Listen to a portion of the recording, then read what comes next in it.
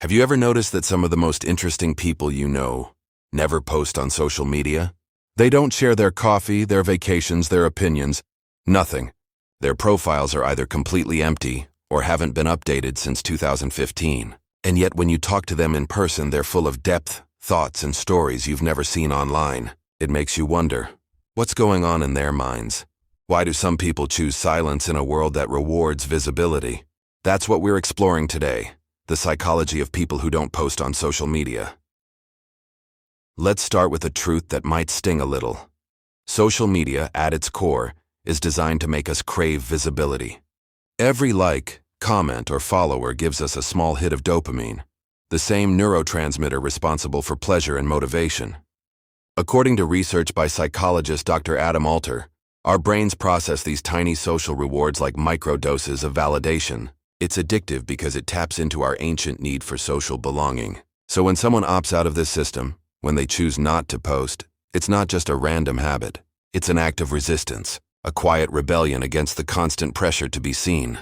Let's be honest, we live in a world that glorifies sharing. It's almost strange not to post. A dinner isn't complete without a story. A vacation isn't real unless there's a photo. Even grief, sadness, and vulnerability, they've become part of the performance. Sociologist Erving Goffman once described social life as a stage where we perform roles for others to see. If he were alive today, he'd probably say that Instagram is the most crowded stage of all. But here's the twist. Not everyone wants to perform. Some people have quietly stepped off that stage. They've chosen not to trade their privacy for validation. And that says something profound about their psychology. Psychologist Sherry Turkle, author of Alone Together, wrote that modern technology gives us the illusion of companionship without the demands of friendship. In other words, we're more connected than ever, but not necessarily closer. For people who don't post, privacy isn't about being mysterious or secretive. It's about keeping something for themselves. In a world where every thought can become content, not sharing becomes a way to preserve authenticity. They're not hiding, they're protecting. They're protecting their mental space, their emotional energy, and their right to live unobserved. And here's something interesting.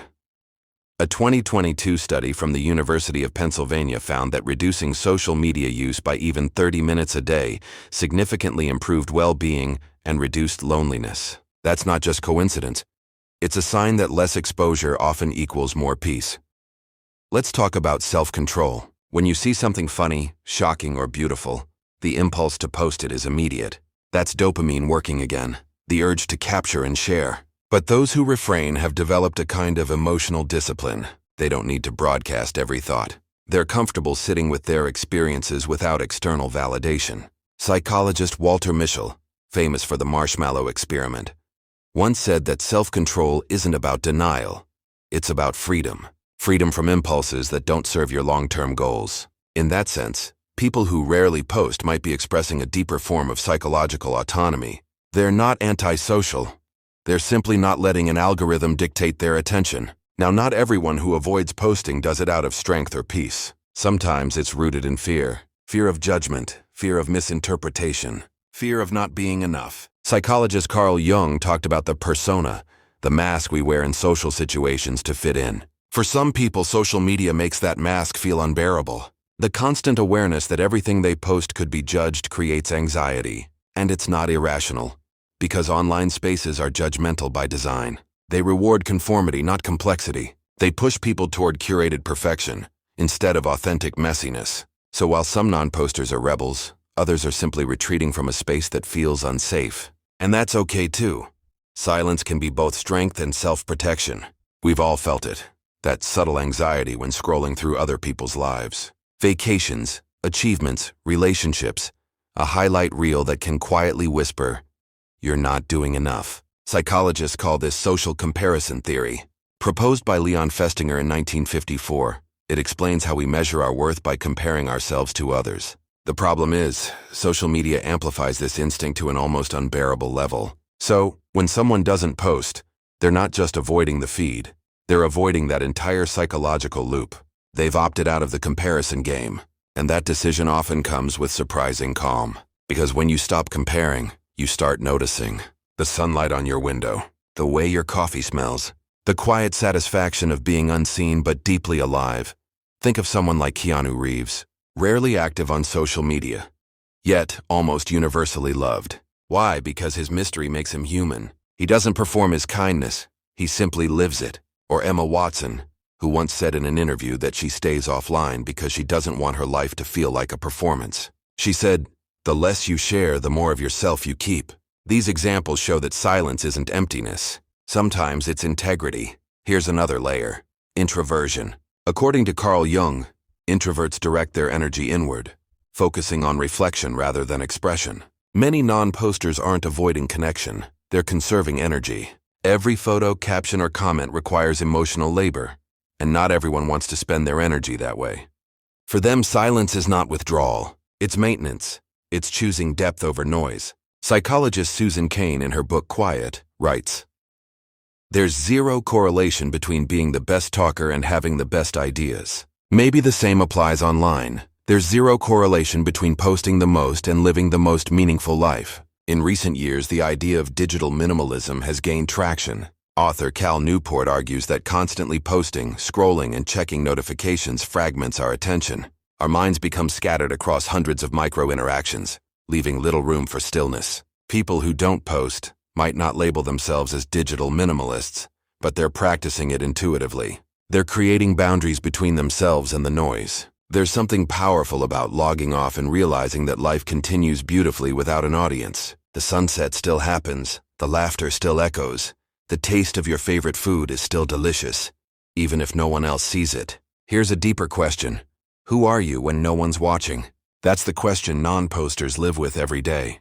Their identity isn't constantly being shaped by feedback loops or filtered lenses. Erich Fromm once said, "If I am what I have and what I have is lost, then who am I?"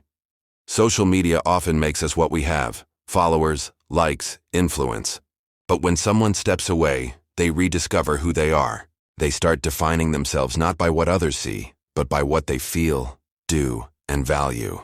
And that's real identity, the kind that survives without Wi-Fi. Here's something beautiful about people who rarely post. Their relationships tend to feel real. They don't text you for a story mention. They don't invite you to hang out because it looks good on a feed. They show up because they actually want to. Sociologist Brené Brown says that true connection is built on vulnerability and trust, not performance. Offline, you can mess up, laugh awkwardly, be imperfect, and no one screenshots it. For non-posters, that's freedom. It's the space where love and friendship breathe without filters. There's a paradox here. Sometimes not posting is the loudest statement you can make. In a culture where everyone is talking, silence becomes noticeable. It says, "I don't need to prove my life to live it." Silence becomes an act of self-expression. It's not apathy, it's clarity. It's saying, "My attention is mine, not for sale." Psychologists often talk about mindfulness, the ability to be present in the moment without judgment. Ironically, one of the biggest enemies of mindfulness is the urge to document. You're at a concert, and instead of watching the artist, you're watching your phone record them. You're on a mountain, but instead of feeling the wind, you're adjusting your selfie angle. People who don't post are reclaiming those moments. They're saying yes to presence and no to performance. They're living life for the experience, not the evidence. Of course, society doesn't always understand silence. When someone doesn't post, we often assume something's wrong, that they're hiding, or depressed, or detached. But what if silence is just sanity? The pressure to share everything is so normalized that privacy now feels suspicious. But privacy isn't the opposite of connection.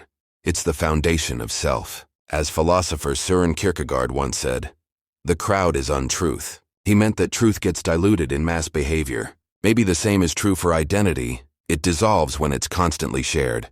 People who don't post are often the best observers. While everyone else is busy curating their life, they're quietly watching, learning, noticing patterns. They might not post about human behavior, but they understand it deeply. They see things others miss because they're not distracted by the need to perform. And sometimes that observation becomes empathy, the ability to listen, to feel, to understand without judgment. When you stop posting, something strange happens. The algorithm forgets you. Your reach disappears. Your relevance fades, at least in the digital sense. But beyond the algorithm, real life starts to expand again. You notice the rhythm of your breathing. You talk to people without thinking of captions. You read books without feeling the urge to quote them. You remember what it's like to exist without metrics. And that ironically might be the most human thing we can do in 2025. There's a quiet kind of courage in not needing to be seen. It's the courage to live authentically, not for likes, not for clout, but for meaning. Psychologist Abraham Maslow placed self-actualization at the top of his hierarchy of needs. That's the point where a person lives according to their true self, not social expectations. For many non-posters, that's exactly what they're doing, actualizing quietly, privately on their own terms. They're not disengaged from life. They're just engaging with it directly without a digital filter. Of course, not posting doesn't mean total withdrawal. Many people still use social media passively, to learn, observe, or stay informed. The difference is intention. They post less, but when they do, it's thoughtful. It's not performative, it's purposeful. In that sense, the choice to share becomes artistic. It's about quality over quantity. It's saying, I'll share this because it means something, not because it fills a gap in my feed. This is maybe the most beautiful lesson from people who don't post.